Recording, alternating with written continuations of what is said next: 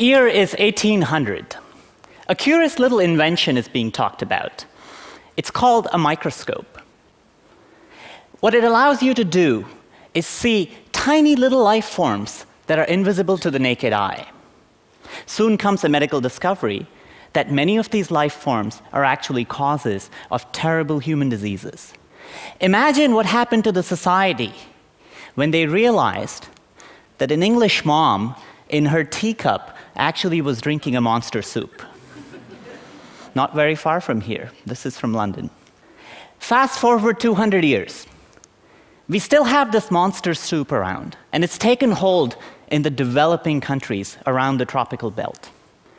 Just for malaria itself, there are 1 million deaths a year and more than 1 billion people that need to be tested because they are at risk for different species of malarial infections.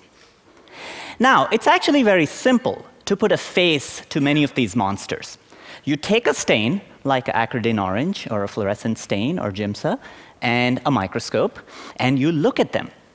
They all have faces. Why is that so? That Alex in Kenya, Fatima in Bangladesh, Navjot in Mumbai, and Julie and Mary in Uganda still wait months to be able to diagnose why they are sick. And that's primarily because of scalability of this diagnostics is completely out of reach. And remember that number, 1 billion. The problem lies with the microscope itself. Even though the pinnacle of modern science, research microscopes are not designed for field testing, neither were they first designed for diagnostics at all. They're heavy, bulky, really hard to maintain, and cost a lot of money. This picture is Mahatma Gandhi in the 40s using the exact same setup that we actually use today for diagnosing TB in his ashram in Sevagram in India. Two of my students, Jim and James, traveled around India and Thailand, starting to think about this problem a lot. We saw all kinds of donated equipment. We saw fungus growing on microscope lenses. And we saw people who had a functional microscope but just didn't know how to even turn it on. What grew out of that work and that trip was actually the idea of what we call foldscopes. So what is a foldscope? A foldscope is a completely functional microscope, a platform for fluorescence, bright field, polarization, projection, all kinds of advanced microscopy built purely by folding paper. So now you think, how is that possible?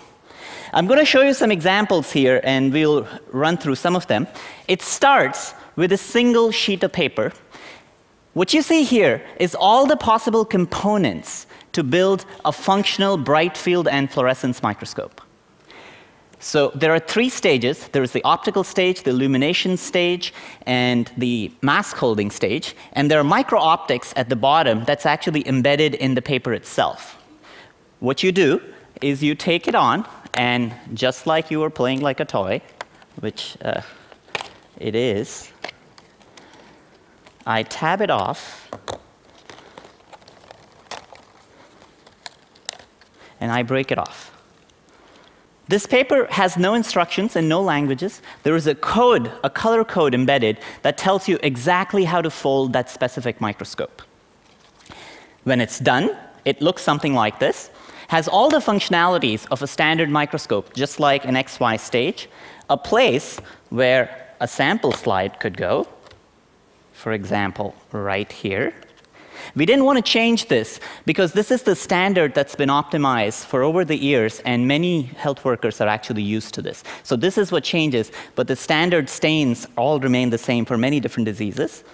You pop this in. There is an XY stage.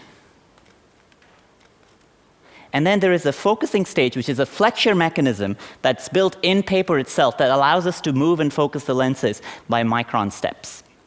So what's really interesting about this object, and my students hate when I do this, but I'm going to do this anyway, is these are rugged devices. I can turn it on and throw it on the floor and really try to stomp on it. And they last, even though they're designed from a very flexible material like paper.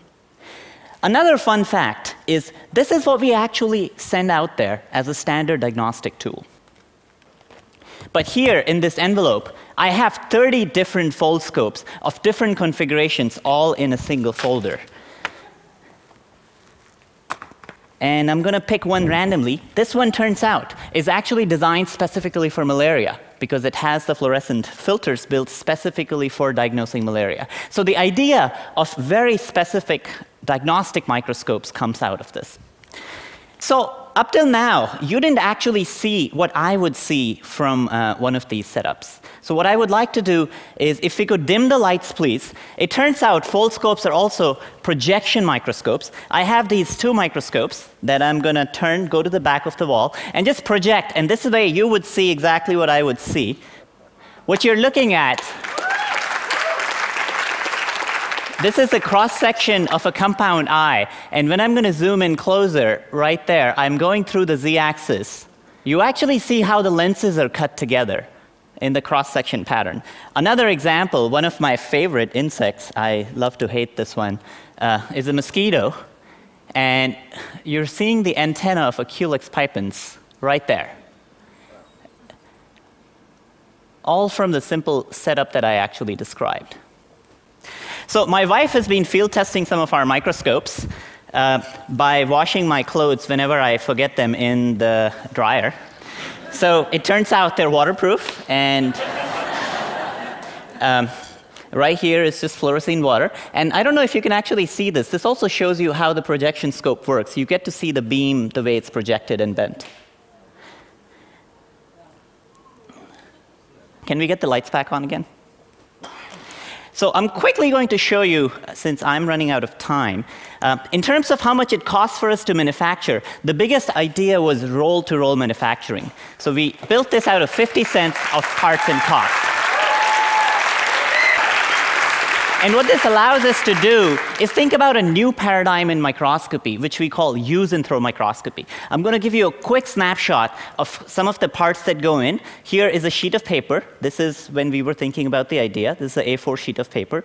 These are the 3 stages that you actually see. And the optical components, if you look at the inset up on the right, we had to figure out a way to manufacture lenses in paper itself at really high throughputs. So it uses a process of self-assembly and surface tension to build achromatic lenses in the paper itself. So that's where the lenses go. There are some light sources. And essentially, in the end, all the parts line up because of origami, because of the fact that origami allows us sub-micron scale precision of optical alignment. So even though this looks like a simple toy, the aspects of engineering that go in something like this are fairly sophisticated. So here is another obvious thing that we would do, typically, if I was going to show that these microscopes are robust, is go to the 3rd floor and drop it from the floor itself. There it is, and it survives. So for us, the next step actually is really finishing our field trials. We're starting at the end of the summer. We are at a stage where we'll be making thousands of microscopes. That would be the first time where we would be doing field trials with the highest density of microscopes ever at a given took place. We've started collecting data for malaria, Chagas disease, and Giardia from patients itself. And I want to leave you with this picture. I had not anticipated this before, but a really interesting link between hands-on science education and global health. What are the tools that we're actually providing the kids who are going to fight this monster soup for tomorrow? I would love for them to be able to just print out a foldscope and carry them around in their pockets. Thank you.